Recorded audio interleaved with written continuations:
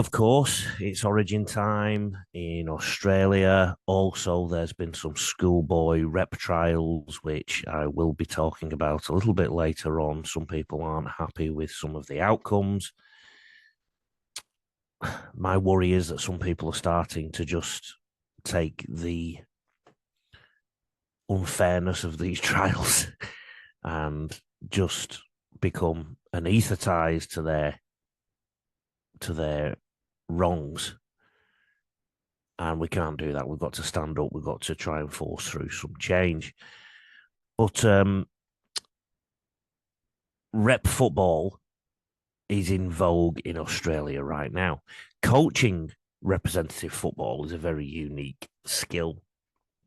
Some of the so-called best coaches in the game have struggled in such environments, and others with what is perceived to be limited domestic success in the bank have thrived. Two of the most high profile, Craig Bellamy, didn't do exceptionally well when he was New South Wales coach, yet is a fantastic domestic coach.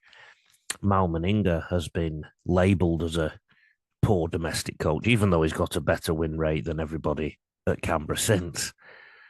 And yet he coached Queensland to their record 8 in a row Origin successes, and also has been a very successful coach of Australia. At representative levels, literally in elite or just below, you have a mix of talent, and those just below, you may have an interesting mix of professionals and amateurs, or athletic and less athletic, or experienced and less experienced to bring together into a team. And if you were to employ a full-time professional coach, a club coach, to that environment, there's every chance they've never coached anybody that's amateur before. And I've seen that go wrong an awful lot. Get an amateur or lower grade coach into those environments, and there's every chance they'll have never worked with players that are of a professional caliber. And then the players tend to start to run the show, and the coach doesn't have an answer to that. So rep football can be quite difficult at every level.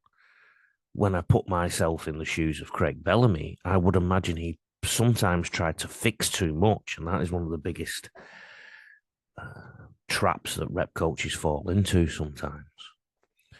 The job requires specialists and someone who is in tune.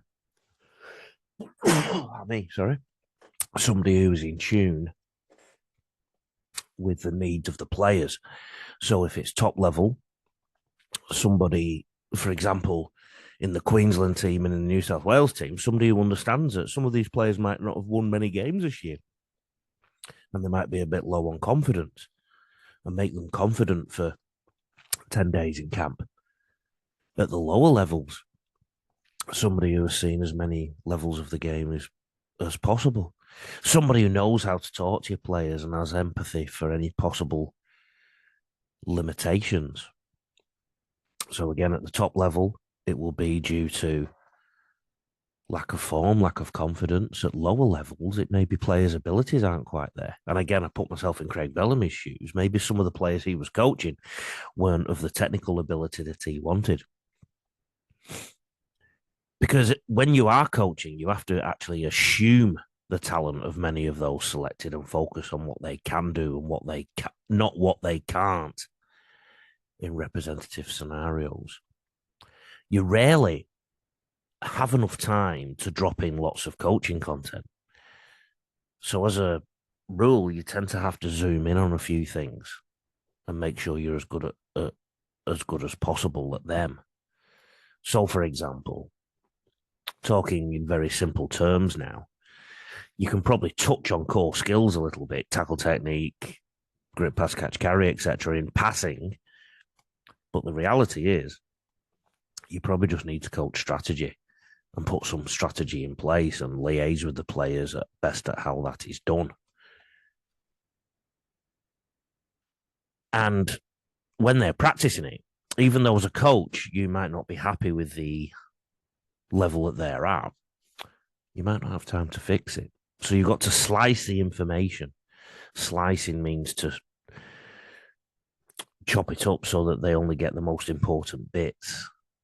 Focus on what's important and either discard the rest of it or hope they know it already. And at the end of the day, a good coach knows how to unlock the genius within their players anyway, regardless of what level they're coaching at.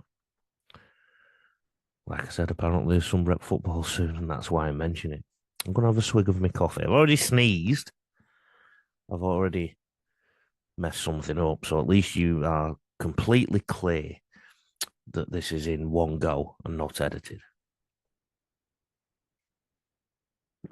Hopefully I didn't slurp too much on the microphone then. The coffee does taste all right now. It's a bit cooler.